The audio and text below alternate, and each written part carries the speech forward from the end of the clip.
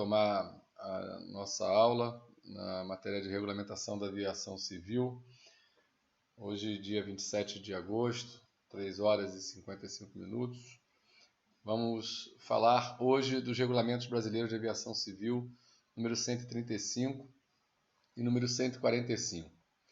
Pessoal, esses regulamentos tratam especificamente o 135, vai falar dos operadores aéreos, né, que vão trabalhar de forma não regular, que é o nosso TPX, conhecido aí como táxi aéreo, tá certo? Tal qual nós vimos para o RBAC para o RBAC 91, para o RBAC 121, também o nosso 135, nós vamos ver somente a subparte de manutenção desses regulamentos, tá certo? Eu vou compartilhar minha página com vocês aqui para a gente poder ver a mesma coisa que está sendo gravado e a gente vai conversando. Muito bem. Espero que vocês já estejam vendo aí na tela o regulamento 135.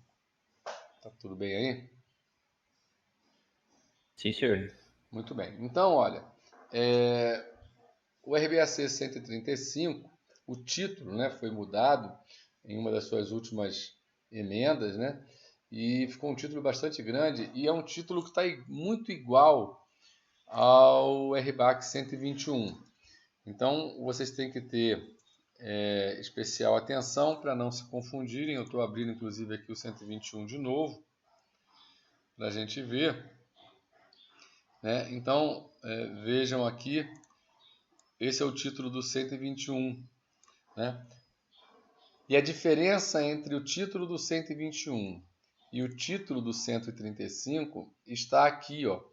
O 135, ele vai falar de aviões com configuração máxima certificada para passageiros de até 19 assentos.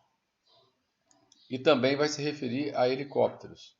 E o 121, ele é configuração máxima certificada de assentos para passageiros de mais de 19 assentos. Não trata de helicóptero, ok?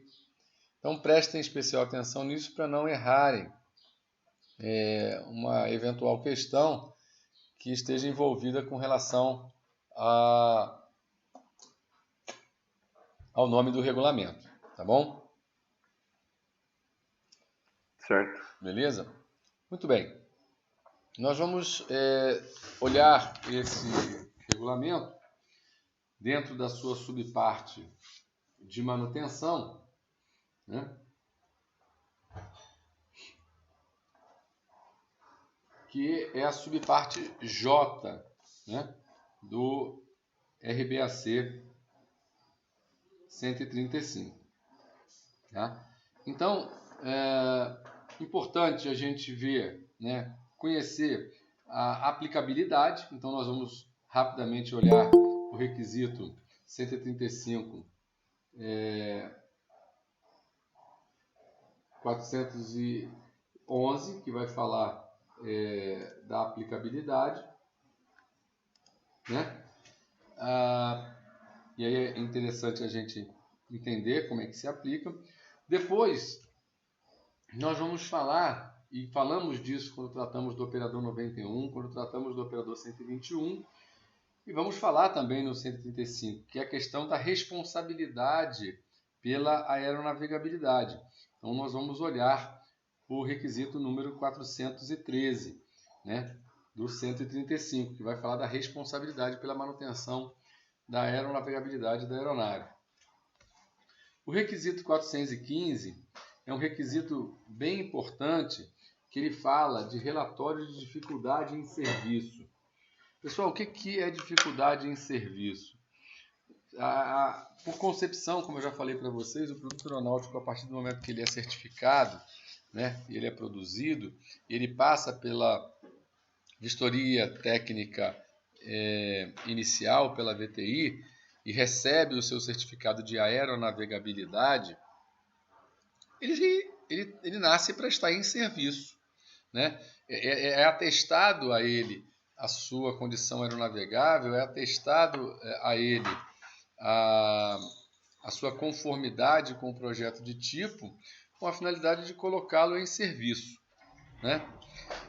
E quando o produto está em serviço, em havendo alguma dificuldade, né, e esse requisito vai listar o que são essas dificuldades, né, precisa ser relatado isso tanto à autoridade quanto ao fabricante.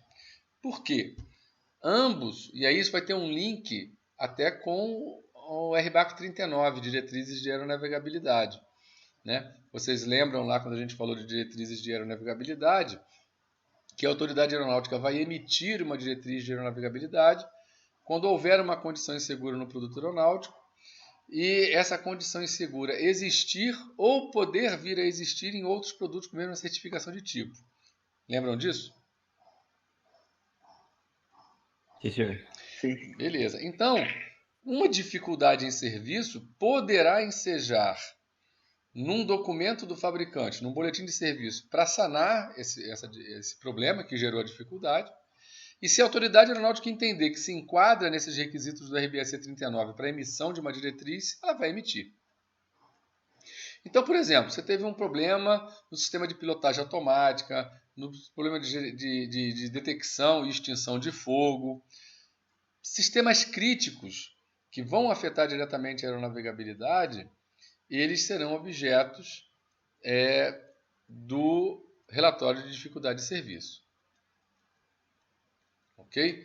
Essa questão ela é tão importante que o regulador ele tratou de escrever uma IS, ou seja, uma instrução suplementar, para tratar particularmente disso, do relatório de dificuldade de serviço, do qual ele chama, inclusive, de sistema.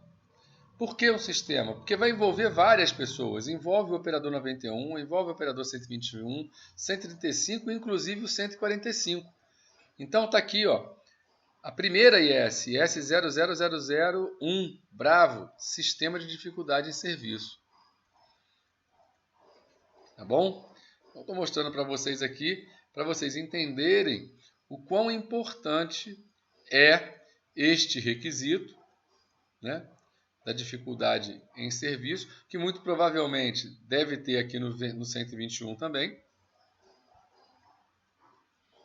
Deixa eu botar um Ctrl F aqui.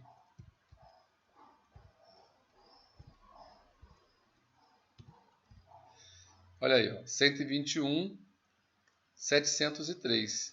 A diferença é que ele não está na subparte de manutenção, ele está em relatórios e registros. Mas a gente tem também o relatório de dificuldade de serviço aqui no 121. Beleza? Beleza. Tá bom? E provavelmente ele vai aparecer também aqui no 145. Tá aqui, ó, 145, 221, relatório de dificuldade em serviço. Ok? Então nós vamos dar uma olhadinha também no 415. Depois nós vamos ver, né, o 419, que vai falar do programa aprovado de inspeção, né, de inspeções nas aeronaves. E a gente vai relembrar um pouquinho, mais uma vez, aquele conceito que a gente viu inicialmente lá no 91, quando fala que todas as inspeções que estão contidas na seção de limitação de aeronavegabilidade do programa de manutenção do fabricante, elas são obrigatórias, né? E como o 121 e o 135 normalmente não seguem o programa de inspeção do fabricante, ele escreve um programa de inspeções para a aeronavegabilidade continuada e submete à aprovação da autoridade. Dentro desse programa aprovado, deve conter esses itens e esses itens devem estar devidamente identificados. Ok? Bom, Depois nós vamos ver o 429, que tem uma relação estrita com esse último que a gente falou, que vai tratar dos requisitos para o pessoal de inspeção obrigatória, né? Então, o pessoal de inspeção obrigatória é aquele pessoal que vai cumprir aquelas inspeções que estão no programa de manutenção aprovado, né, pela autoridade aeronáutica, e que são aquelas que estavam também contidas na seção de limitação de aeronavegabilidade do programa de manutenção do fabricante. Isso está claro para vocês? Sim. Sim, professor. Pois não? Sim, senhor. Não, só respondi que tá claro. Eu não entendi a sua pergunta. Eu só respondi que tá claro. Então, está claro ou não está claro? Tá claro? Ah, tá ótimo. Obrigado. Muito bom. Vamos lá. Depois nós vamos ver o 433, que essa galera tem que estar treinada, né? Então tem que ter um programa de treinamento de manutenção e manutenção preventiva, tá certo? Depois a gente vai ver o 437, autoridade para aprovar e executar. E aí a gente volta naquele tema de que tudo isso tem link também lá com 43. 43.3, execução. 43.7, aprovação para retorno ao serviço. Tá bom? E, finalmente, o 439, que fala de registros e que também nos levam para o 43, para o 43.9 e 43.11. Ok? Perfeito? Bom, então vamos lá. Ok, professor. Vamos lá. Vamos então para o 135, 411.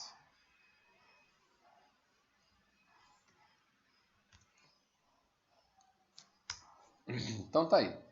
A aplicabilidade desse requisito, dessa subparte J, né, é estabelecer regras adicionais àquelas contidas em outros regulamentos, 91, 43, 39, 65, né, que tratam das questões de manutenção preventiva e alteração. Ok? Então, essa é a aplicabilidade do requisito. O 413, pessoal, fala da responsabilidade da aeronavegabilidade. Se a gente revisitar o 91, vocês vão ver que eu tenho um requisito lá que vai dizer que o proprietário, ou na falta desse, o operador, é o responsável primário pela aeronavegabilidade. O 121 vai dizer que o detentor do certificado é primariamente responsável pela manutenção da aeronavegabilidade. E o que também o 135 vem dizer no 413, que o detentor do certificado, e que certificado é esse? É do certificado de operador segundo o RBAC 135.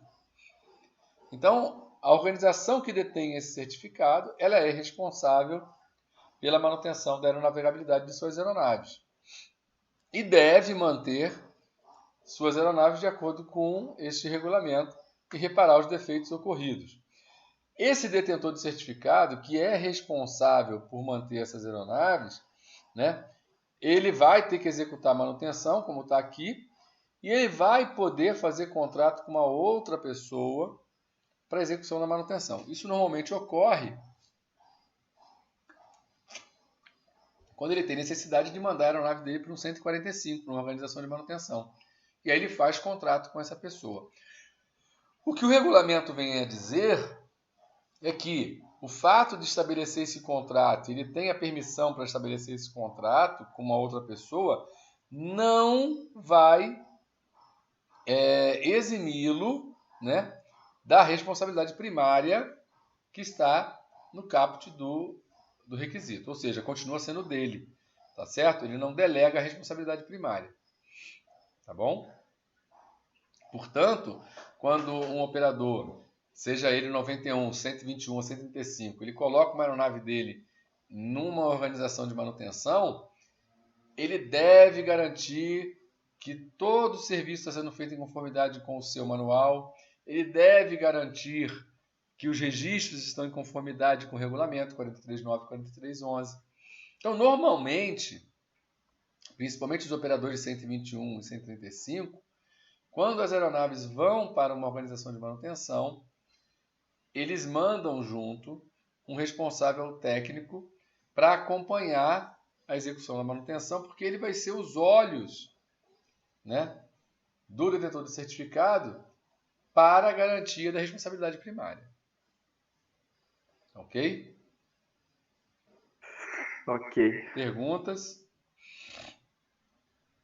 Qualquer consequência que vai levar, tipo, um erro de manutenção vai cair sobre, então, sobre o detentor do certificado, o primeiro que... O que acontece? Né? Em ocorrendo um evento catastrófico, né, que é o que a gente está, em tese, falando, né, deve estar aí no bojo da sua pergunta, a responsabilidade ela vai ser investigada no âmbito da imputabilidade, né, e isso vai correr pelo inquérito policial, que é aberto, e não pelo CENIPA, porque o CENIPA vai tratar de entender os fatores contribuintes. Se a aeronave estiver, por exemplo, numa organização de manutenção, haverá de se também verificar a responsabilidade durante a execução do serviço, porque esse contrato que ele pode fazer aqui, né, ele vai dar, por exemplo, a 145, a autoridade de, em relação ao serviço realizado, aprovar a aeronave ao retorno do serviço. Então, lá também na 145, a gente vai ter a figura do gestor responsável, do accountable, que ele também, pela 145, ele vai ter a responsabilidade primária.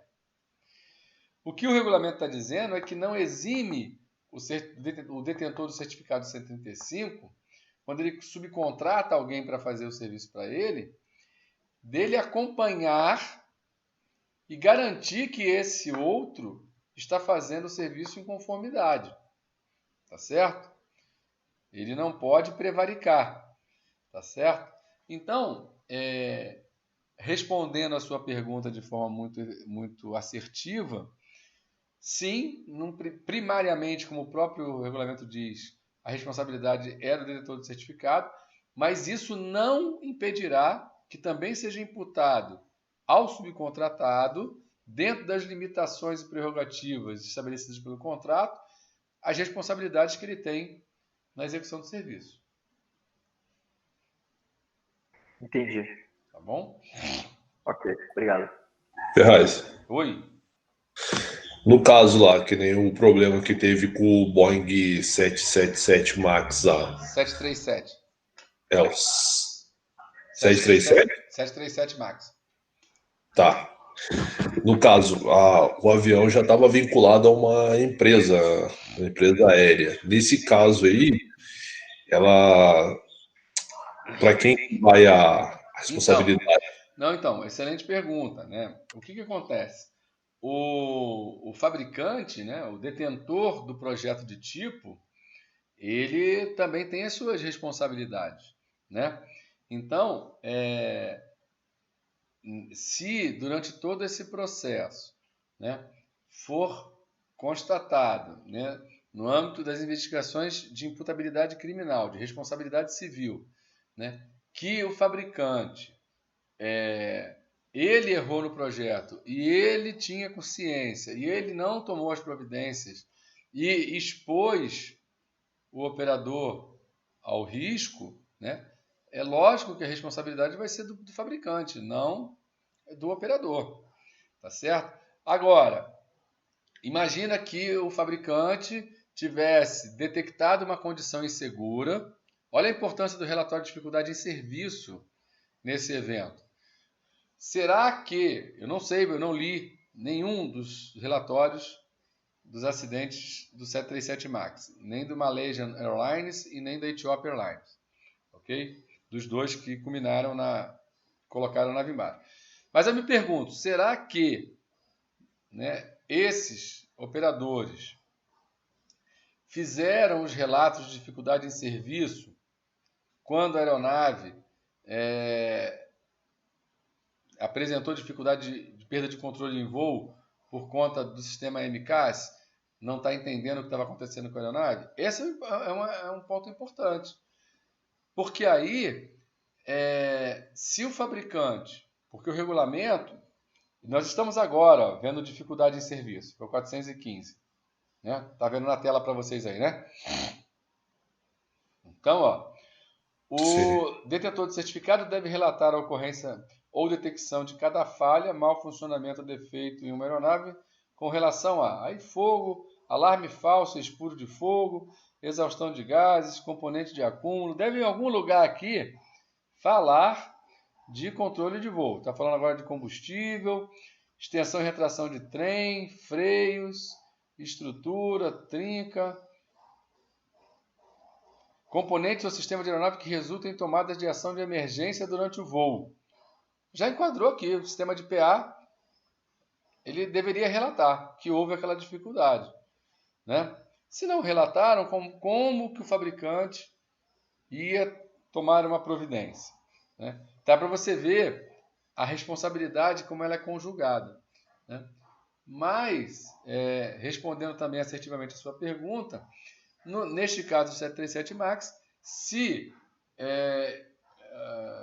entender que o fabricante, detentor do projeto de tipo, tem responsabilidade em função daquele tipo de mau funcionamento, é um erro de projeto, que ele tinha ciência e não sanou, não chamou a aeronave, o operador para reparar aquela condição insegura, certamente ele também vai ser responsabilizado primariamente.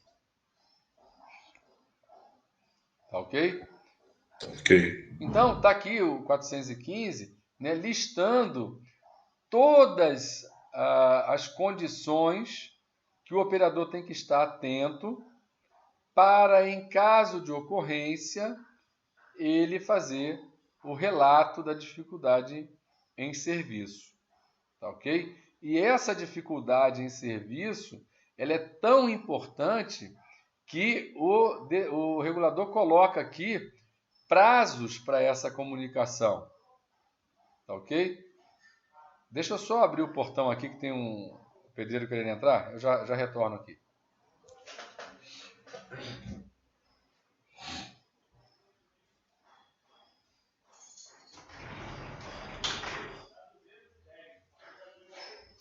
Ô Luiz,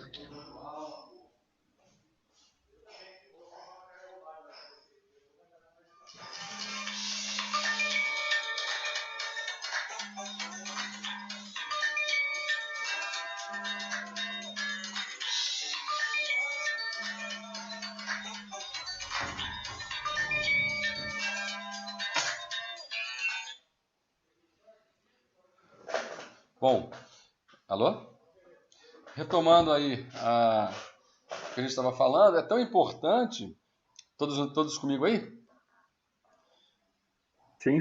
Que o regulador coloca prazos. Então está aqui, ó, como e quando tem que se apresentar esse relatório. Quando aquelas condições acima, qualquer uma delas ocorrerem, e quando ele deve comunicar, né? Então, o detetor do certificado deve apresentar cada relatório requerido por essa seção, cobrindo um período de 24 horas, né? Com início às 9 horas local de cada dia e encerrando 9 horas local do dia seguinte. Então, monitoramento constante da operação da aeronave, dentro de janelas de 24 horas, iniciadas das 9 às 9, perfeito? Para um ponto de coleta determinado pela ANAC. Cada relatório de ocorrências cobrindo o período de 24 horas deve ser apresentado à ANAC dentro de 96 horas seguintes. Então, em uma janela de 24 horas, ocorrendo uma dificuldade em serviço, o regulado tem 96 horas para apresentar à ANAC aquele relatório. Perfeito? E ele manda, olha, que a cópia desse relatório deve ser apresentada ao detentor do projeto de tipo, dentro do mesmo prazo de 96 horas. Por quê? Porque a ANAC ela vai avaliar a condição insegura e o fabricante também vai avaliar para ver se é o caso de baixar emergencialmente um boletim de ocorrência, um boletim de serviço, por exemplo, para sanar aquela condição insegura. Ok? Ok, professor.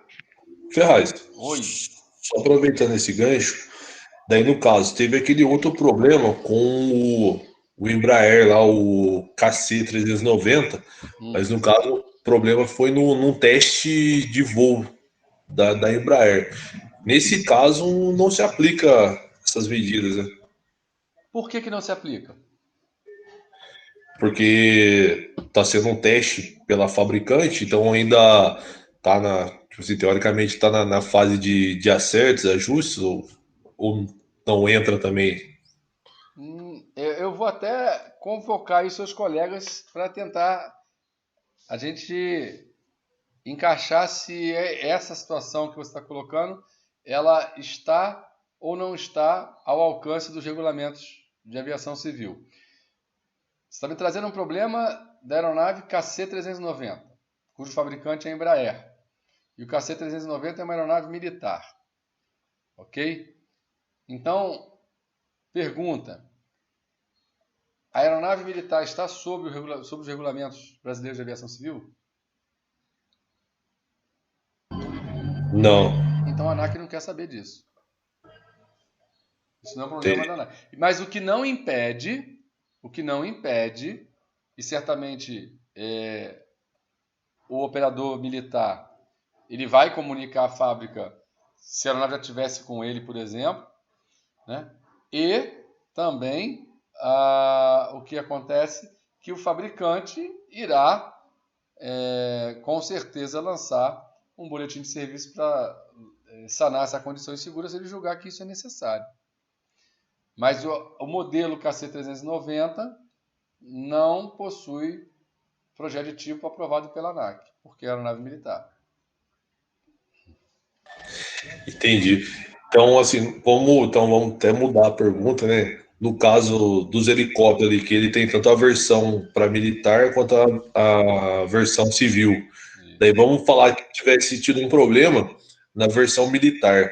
Daí, no caso, seria aplicado também a versão civil ou não também? Excelente pergunta.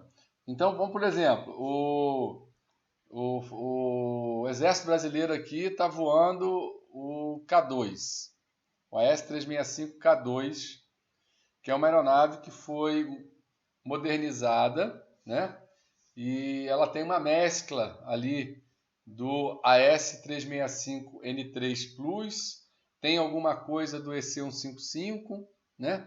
Então, se uma condição insegura relatada pelo operador Exército Brasileiro a Airbus Helicopters e a Airbus entender que aquilo que aconteceu na aeronave militar, né, como aquele projeto, aquele sistema também pertence a um projeto de tipo civil, ele, fabricante, poderá e deverá também acionar os modelos, os operadores possuem aqueles modelos de aeronaves em versão civil que possuem aqueles sistemas, ele pode baixar um boletim de serviço para tratar daquelas aeronaves, tá certo? Mas ele não pode, a autoridade aeronáutica do país, a ANAC, por exemplo, não vai baixar uma diretriz de aeronavegabilidade por conta de uma condição insegura ocorrida no K2. Né? Agora, se a Airbus lança um boletim de serviço que alcança a versão civil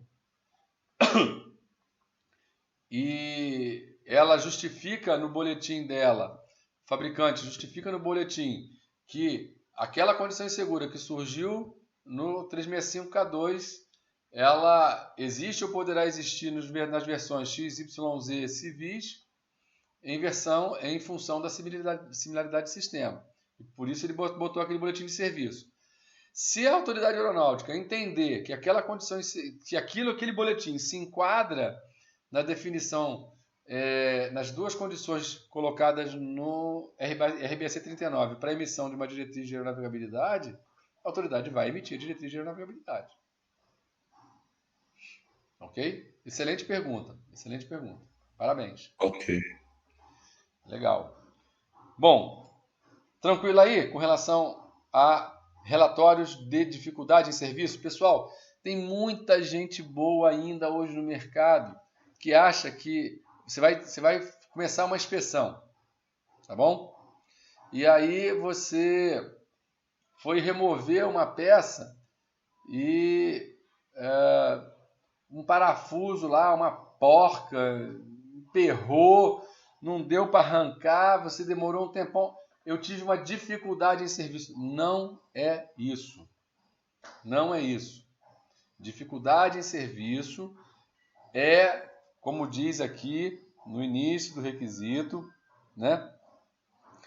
Qualquer ocorrência ou detecção de falha ou mau funcionamento na aeronave em relação a esses sistemas, a essas panes que ele lista aqui. E aquilo que se enquadra na IS 0001 do Sistema de Dificuldade em Serviço. Ok? Que tem como objetivo estabelecer os meios aceitáveis e a sistematização de envio de relatório. Ok?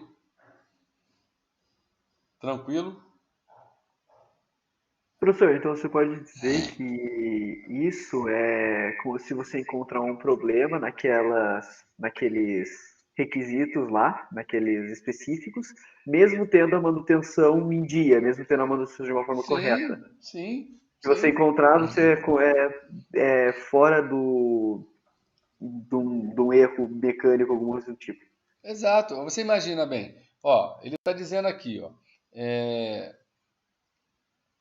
componente 16. Componente e sistemas da aeronave que resultam em tomadas de ações de emergência durante o voo.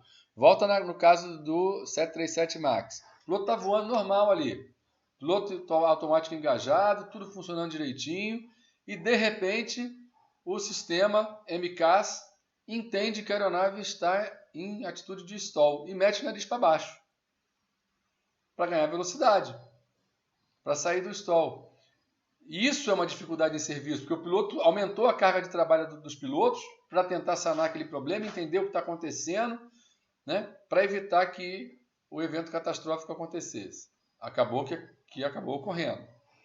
Né? Então, acontecendo uma dessas situações, há de se relatar dentro daquilo que se chama de sistema de relato de dificuldade de serviço. Ok? Ok. Muito bem. O 419, né, fala do programa aprovado de inspeções nas aeronaves. Né? Então, ele vai dizer, né, que o detentor do certificado, né, ele tem que pediu, né? Então está aqui, ó, sempre que a ANAC considerar que as inspeções de aeronaves requeridas ou permitidas pelo RBAC 91 ou RBAC que venha substituí-lo não são adequadas para os fins deste regulamento, ela poderá modificar as especificações operativas do detentor, parará. Um detentor de certificado que solicitar modificações em suas especificações operativas para incluir um programa aprovado de inspeções para suas aeronaves, deve anexar esse programa ao requerimento submetido. Por quê? Ele tem, o operador, né, em tese, se ele não submeter um programa para aprovação, seguir o programa do fabricante e cumprir obrigatoriamente as inspeções previstas na seção de limitação de aeronavegabilidade. Né? Então, quando o operador... É lógico, você não vai ver uma aeronave 135 nem 121 parada há 4 meses para fazer uma inspeção de 1.200 horas, por exemplo. Ele vai partir essa inspeção em pedaços pequenos, né, para poder cumprir dentro das janelas existentes na operação da aeronave. Tá? Então, esse programa de inspeção que o detentor do certificado vai submeter à ANAC, né, ele deve conter, né, todas as instruções e procedimentos, como ele está listando aqui no D1, ó, instruções para conduzir as inspeções de aeronaves, que devem incluir testes e verificações necessárias, inclusive aqueles previstos lá no 43, apêndice E com apêndice F, para transponder e sistema de altimetria, tá? E também, né, o programa para execução das inspeções requeridas no parágrafo D1, expresso em termos de tempo, de funcionamento, tempo calendário. Por quê? Em função da operação dele, ele escreve esse programa de manutenção e vai cumpri-lo conforme ele colocou lá na proposta que ele submeteu à autoridade aeronáutica. E aí vai conter dentro desse programa todas as inspeções que estão previstas na na seção de limitação de aeronavegabilidade do programa de manutenção do fabricante. E normalmente, né, e até a autoridade recomenda, e os operadores fazem isso, todos os outros tempos, todas as outras inspeções não obrigatórias previstas no programa de manutenção do fabricante também serão contempladas nesse programa. Ok? Hello? Ok, professor. Joinha. Muito bem. Dali a gente dá um salto para o 433, né, que vai falar de programa de treinamento para execução de manutenção e manutenção preventiva, né? É obrigação do detentor do certificado, porque ele é o responsável primário, né, possuir um programa de treinamento, né, para cada pessoa dentro da organização, inclusive o pessoal de inspeção, tá certo? E esse pessoal de inspeção vai ser chamado logo em seguida aqui em qualificações requeridas para a execução das inspeções obrigatórias, né? E inspeção obrigatória, mais uma vez, eu estou cansando de falar isso, são as inspeções contidas na seção de limitação de aeronavegabilidade do programa de manutenção do fabricante. Para esses, o operador deve ter qualificação específica para essa galera. Então, todo o pessoal que executa a manutenção, incluindo o pessoal de inspeção obrigatória, tem que estar incluso num programa de treinamento do operador. Ok? Bom, o 435, essas qualificações requeridas, né? Ele vai dizer aqui, ó, exceto quanto à manutenção preventiva e inspeções obrigatórias, realizadas por uma oficina localizada fora do Brasil. Porque aí ele não pode exigir, por exemplo, que o cara seja ANAC, né?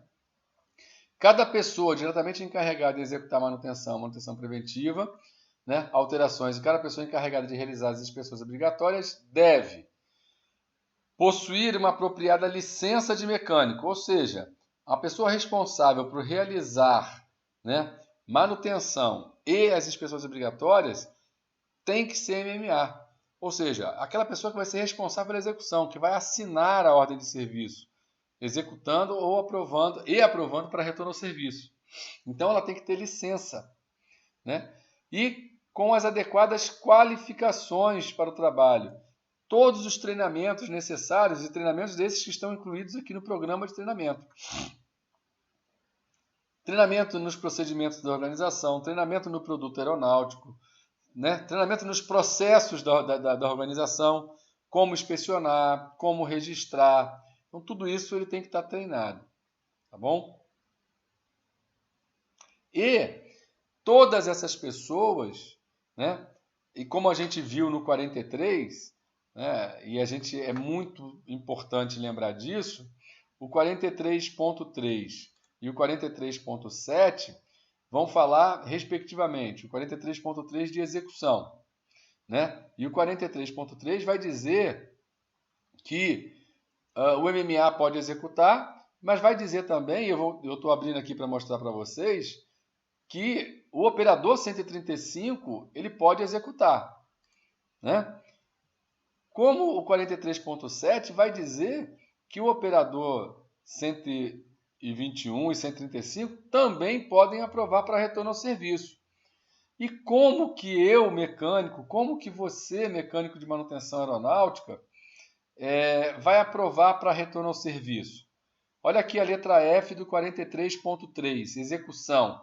Uma empresa de transporte aéreo certificada operando segundo 121 e 135 pode executar manutenção até o nível de complexidade de manutenção de linha. E que isso está sendo modificado. Já vai ter uma alteração, já passou por audiência pública o 43 para mudar esse parágrafo, o 121 e 135, porque a autoridade quer permitir o 121 e 135 a fazerem manutenção para além de manutenção de linha.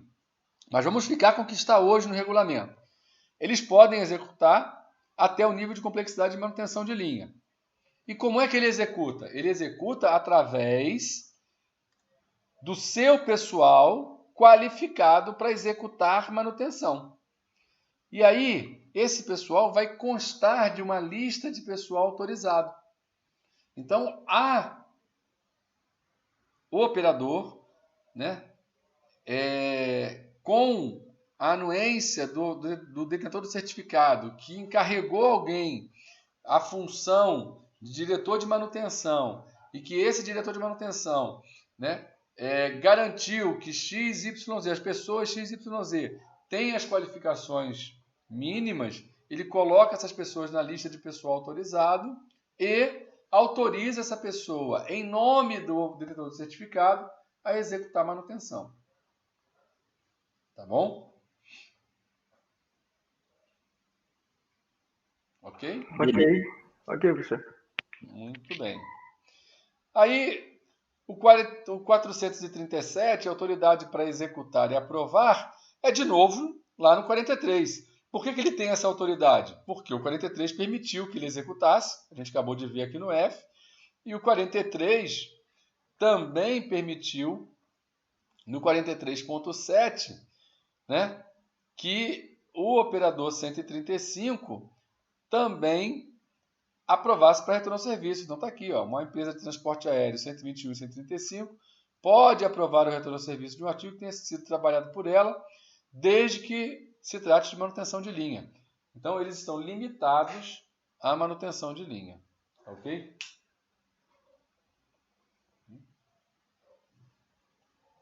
Um momento só, galera. Segura um pouquinho aí.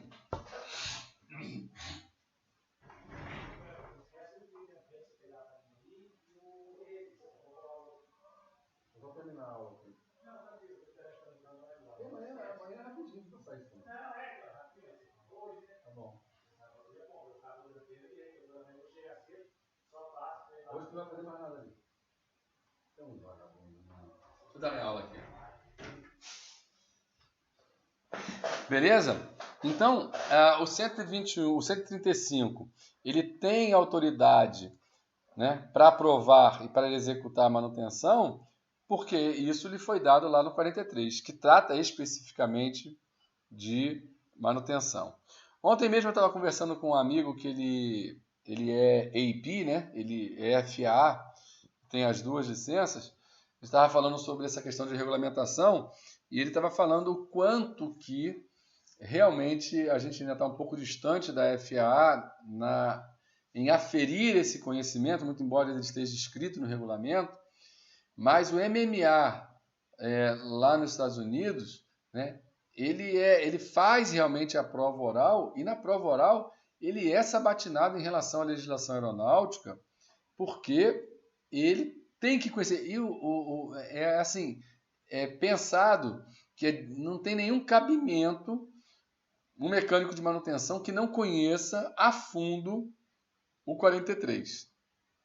E, consequentemente, as subpartes de manutenção das organizações nas quais ele trabalha. Porque ele, como mecânico, ele vai ser encarregado de garantir a conformidade legal na execução. Perfeito? Perfeito.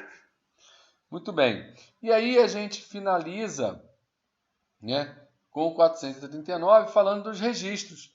É lógico, se eu executei e se eu aprovei, eu preciso registrar e conservar esses registros para consulta, né?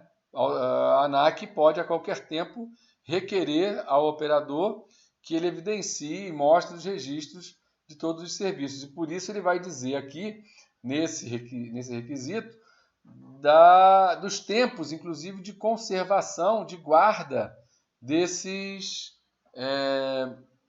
registros. Tá bom? Tranquilo? Tranquilo. Bom, pessoal, com isso a gente finaliza a parte do RBAC 135. Vocês querem fazer alguma pergunta?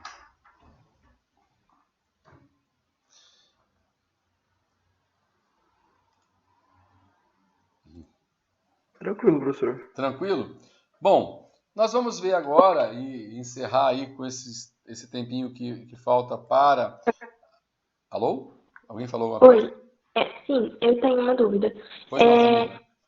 Nesses registros, vai ser sempre tipo em documentos em mãos ou ele também pode, assim, por conta da conservação, colocar na internet? Tipo, Então, olha que interessante sua pergunta. Vamos lá. Inclusive tem uma IS, né? Tem uma IS que vai falar, vamos ver se eu acho aqui. Padrões, registros, vamos escrever registros, né? Fica mais fácil. Aqui, ó, a IS 43.9. Por que 43.9? 43.9 fala de registro de manutenção, certo? Então a IS 43.9 004, ou seja, é a quarta IS específica do regulamento do requisito 43.9. Essa IS vai tratar do sistema de documentos e registros de manutenção eletrônicos.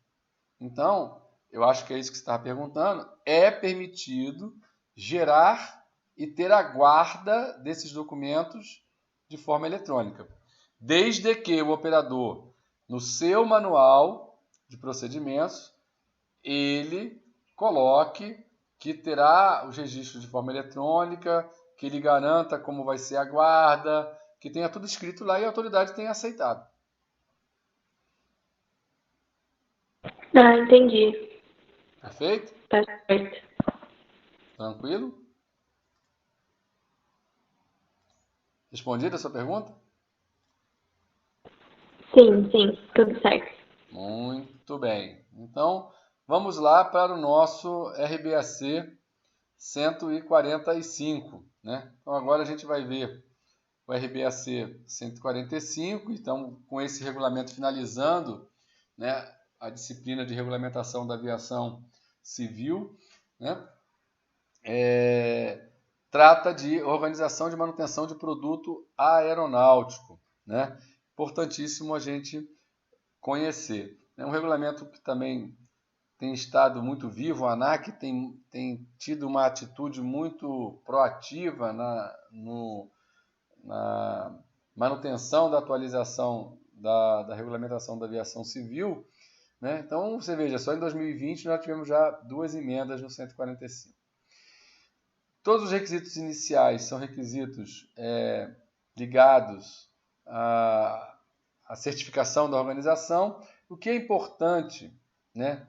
Eu vou destacar para vocês aqui, vou trazer como um ponto para a gente discutir hoje aqui, é a subparte D, que fala de pessoal, né? Então, a subparte D do 145 vai tratar dos requisitos de pessoal. Então, a primeira seção, que é o 45151, é a que a gente chama de requisitos gerais, né, do pessoal. Ou seja, vai falar de todo mundo, não vai tratar especificamente. E ele começa dizendo que a organização deve designar uma pessoa com vínculo contratual com a organização a ser cadastrada na ANAC, conforme estabelecido no apêndice bravo 1 deste regulamento, como o gestor responsável, né? Se a gente vir aqui no início do regulamento, ele vai trazer, salvo engano, a definição de gestor responsável e diz aqui, ó, eu vou aumentar para que vocês possam ver aí, acho que ficou muito grande, passou. Então, ó, gestor responsável significa a pessoa única e identificável que na estrutura da organização tem o poder legal ou hierárquico de autorizar ou recusar quaisquer gastos relacionados à condução das operações pretendidas em conformidade com os requisitos da segurança operacional. A indicação do gestor responsável deve estar em conformidade com os atos constitutivos da organização. Significa também pessoa designada pela organização da manutenção e aceita pela ANAC, que estabelece e assegura a promoção da segurança operacional, seus objetivos estratégicos, e assegura que o pessoal da organização cumpra os RBACs e assegura que todas as operações sejam conduzidas sob este regulamento, assumindo a responsabilidade primária. De novo, a responsabilidade primária. Ela sempre existirá hoje, que se chama, vem do inglês accountability, né? Que traduziu-se no Brasil por responsabilidade primária, né? Mas que ela é melhor entendida como aquele que presta conta. É o cara que vai ser chamado a prestar conta. Aconteceu alguma coisa, né? E peraí, pô, olha, uma pessoa executou o trabalho e não estava devidamente treinada. Quem é o responsável por isso? Ah, mas por que não treinou? Ah, não treinou porque não teve treinamento. Por que não teve treinamento? Não teve treinamento porque não contratou para fazer. Por que não contratou para fazer? Ah, porque o gestor responsável decidiu investir numa outra coisa e não tirou o dinheiro do treinamento. Ele vai ser responsabilizado. Entendeu? Sim.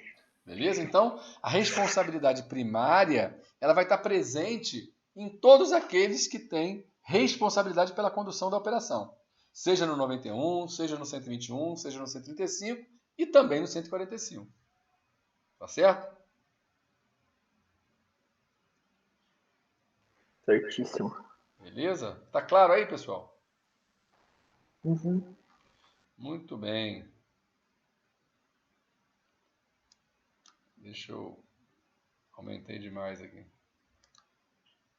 Bom, então ele vai tratar aqui nos requisitos iniciais do gestor responsável, do gestor do sistema de gerenciamento da segurança operacional, é o SGSO, nós vamos tratar disso numa disciplina específica, que é o SGSO, Segurança Operacional. Isso está ligado e existe em função do anexo 19, tá ok? Beleza?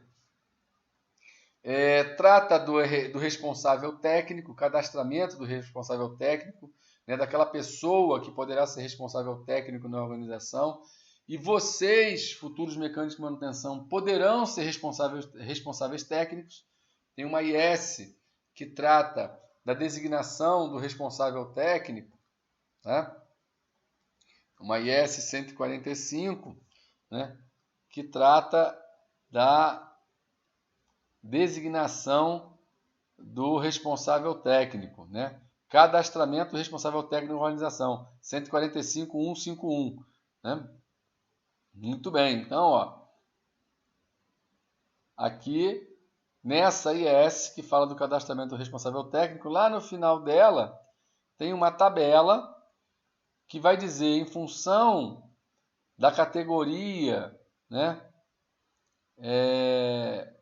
E a classe da organização, quem pode ser responsável técnico. Então veja que numa empresa célula, classe 1 e 3, um técnico de manutenção aeronáutica, GMP e célula, pode ser responsável técnico, né? E como é que eu vejo essa categoria e classe? Eu vou vir aqui no regulamento. Vamos lá no índice, que fica mais fácil. E vai dizer aqui, ó, o 145.159, categorias e classes. Então, ó, classe célula, né? Classe 2 e 3, aquela lá que a gente viu? Classe 1 e 3, né? Classe 1, aeronaves fabricadas com material composto, peso máximo de decolagem 5.670 kg, aviões e tal, né? E 3, fabricada em estrutura metálica com esse peso aqui. Você, mecânico, pode ser. Olha que importante você saber isso. Isso é uma possibilidade de carreira, entendeu? Ok? Ok. Muito bem. Então vamos lá. Vocês viram que no 91 fala de qualificação de pessoal, no 121 fala de qualificação de pessoal, né? Aqui também fala lá. Então, a organização tem que prover pessoal com vínculo contratual e qualificado para todas essas fases: planejar, registrar, supervisionar, executar, né? E finalmente aprovar para retorno ao serviço, né? Então, eu tenho que ter um pessoal qualificado para executar esse processo, tá certo? Tranquilo? Bom, e como é que ele qualifica isso? Dentro do programa de treinamento. Também terá um requisito, eu vou mostrar para vocês aqui embaixo, o 145.163, né? Requisitos de treinamento. A organização deve apresentar um programa de treinamento, né? Para ser aceito pela autoridade aeronáutica para o seu pessoal, né? Então, tem um requisito aqui específico para isso. Bom, voltando à subparte de pessoal, o que eu quero mostrar para vocês? Depois dos requisitos os requisitos gerais de pessoal, ele vai trazer requisitos específicos para um MMA em função de supervisão, para um MMA em função de inspeção e para um MMA que foi designado para aprovar para retorno ao serviço. Tá certo? É isso que vai fazer com que vocês tenham progressão de carreira, né? Atender a esses requisitos. Então, a primeira coisa que é igual a todos, para ser supervisor no Brasil, supervisionar alguém, para poder inspecionar e aprovar para retorno ao serviço, tem que ser 65, né? E quando ele chama o 65, pessoal, você tem que observar todo o contexto do 65. Vai dizer aqui no 65 que um MMA ele só pode supervisionar uma tarefa se ele já realizou anteriormente. Então, ninguém pode supervisionar ninguém que não tenha feito essa tarefa anteriormente.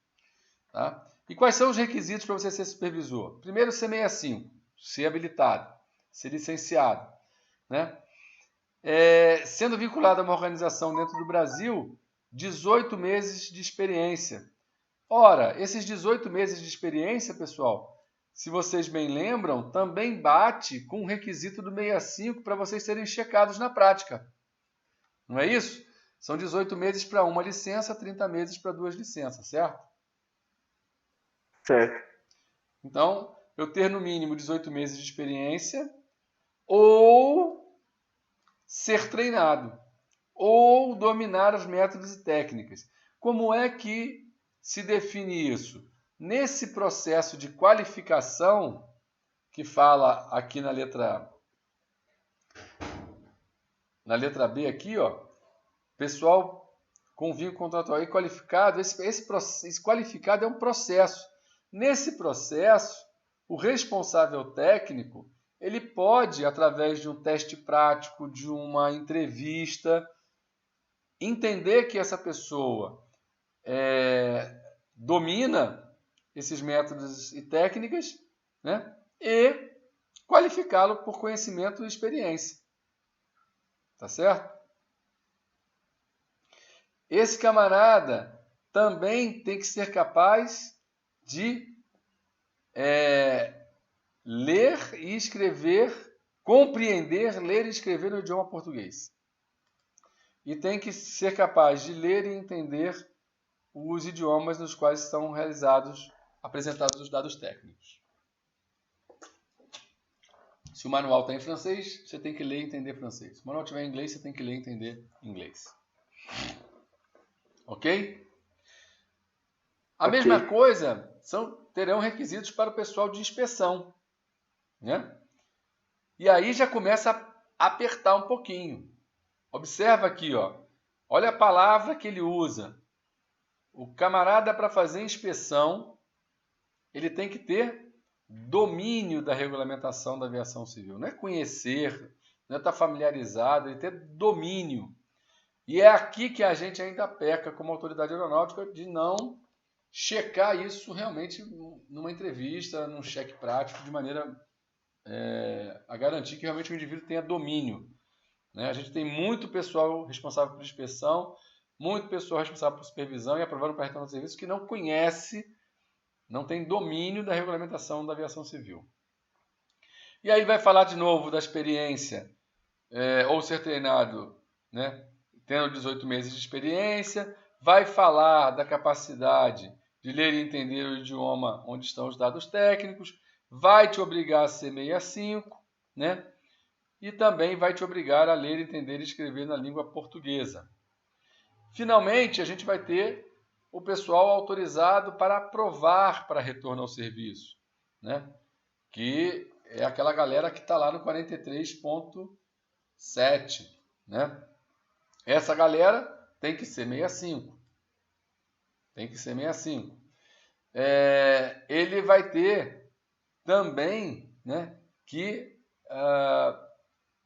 essa galera tenha 18 meses de experiência, ou seja, treinada, também tenha domínio da regulamentação da aviação civil e tenha proficiência nos vários métodos de inspeção e também que seja capaz de ler os dados técnicos apresentados e as instruções de aeronavegabilidade continuada para execução de manutenção.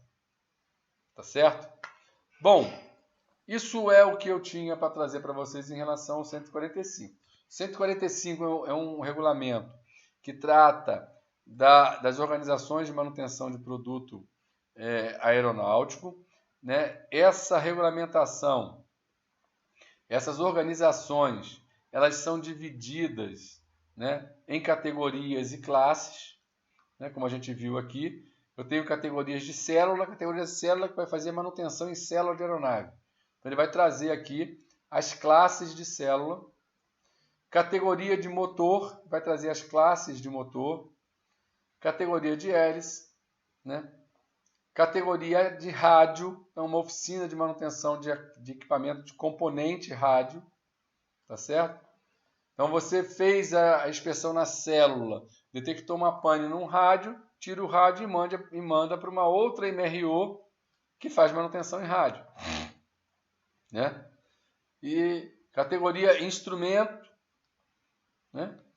Categoria acessórios, né? Então, caixa de transmissão principal, por exemplo, acessórios elétricos, caixa elétrica.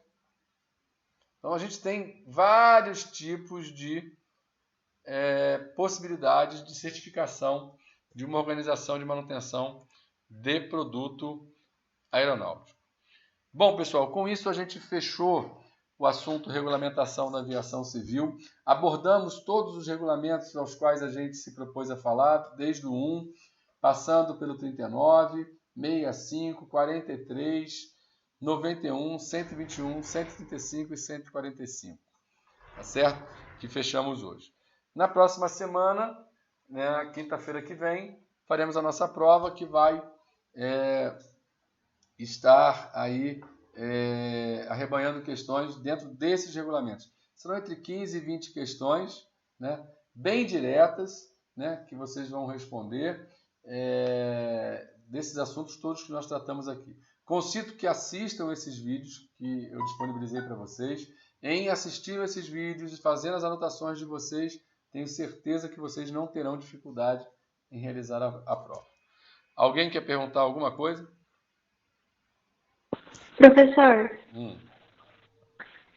o senhor falou, né, que às vezes a autoridade aeronáutica peca em relação ao ver, né, se a pessoa realmente domina os regulamentos. Mas como que seria, por exemplo, uma entrevista para saber se a pessoa conhece o regulamento? Então, na verdade, eu quero até retificar aqui o que eu disse, né? Porque pensa bem, hoje, né? Porque até pouco tempo, e esse pouco tempo é 2013, 2014, não tinha o conceito do accountability, né? Se o regulamento está posto hoje, se o requisito está posto, quem é que coloca, vamos falar de organização de manutenção, quem é que coloca um mecânico de manutenção na lista de pessoal autorizado para inspecionar ou para aprovar para retorno ao serviço? É o RT, é o responsável técnico, ou mecânico ou engenheiro. Esse camarada, a ele vai ser cobrada a responsabilidade se ele colocou alguém na lista para executar uma atividade e aquela pessoa não tinha as competências mínimas necessárias, a ele vai ser imputada a responsabilidade por isso. Porque a autoridade, ela escreveu o regulamento e carregou para cima do gestor responsável e que designou o RT essa responsabilidade de designar uma pessoa com essas competências. Então, o processo da organização, seja ele o 91, 135, 121 e o 145, as pessoas encarregadas de incluir outras na lista de pessoal autorizado, elas devem garantir isso. O processo definido nos manuais dessas organizações devem ser efetivamente auditados pela autoridade aeronáutica e serem extraídas evidências de que eles estão sendo executados de forma conforme, né?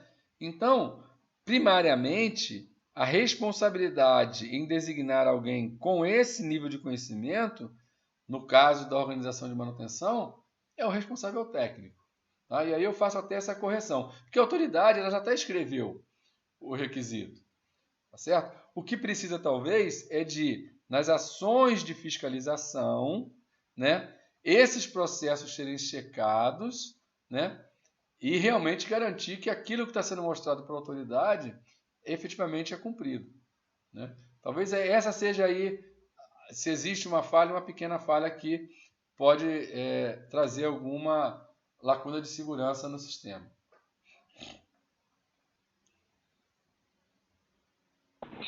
Entendi, professor. Tá bom? Mais alguma pergunta? Tranquilo, professor. Então, pessoal, muito bem. Com isso, mais uma vez, falo que encerro aí esse assunto de regulamentação da aviação civil. Vamos fazer nossa prova semana que vem e aí vamos entrar. Eu tenho uma breve... Eu estou sem o horário de célula. Eu apaguei do meu celular. Inclusive, Camila, você é a xerife, né? Isso. Sabe o horário vespertino da célula, aquele PDF que o Fred mandou? Encaminha para mim no meu WhatsApp, porque eu acho que a gente vai ter uma pausa comigo no vespertino. Nós não vamos entrar em RPM agora, salvo engano. Não, então, eu vi hoje, e hoje já estava que seria aula de RPM. Manda para mim lá para eu poder me atualizar nesse horário aí. Tá bom, por manda. favor. Tá joia? A gente vai vendo e a gente vai se falando. Então, pessoal, eu vou encerrar a gravação aqui e volto para a gente finalizar aqui com os prints. Então, um abraço a todos, até a próxima aula.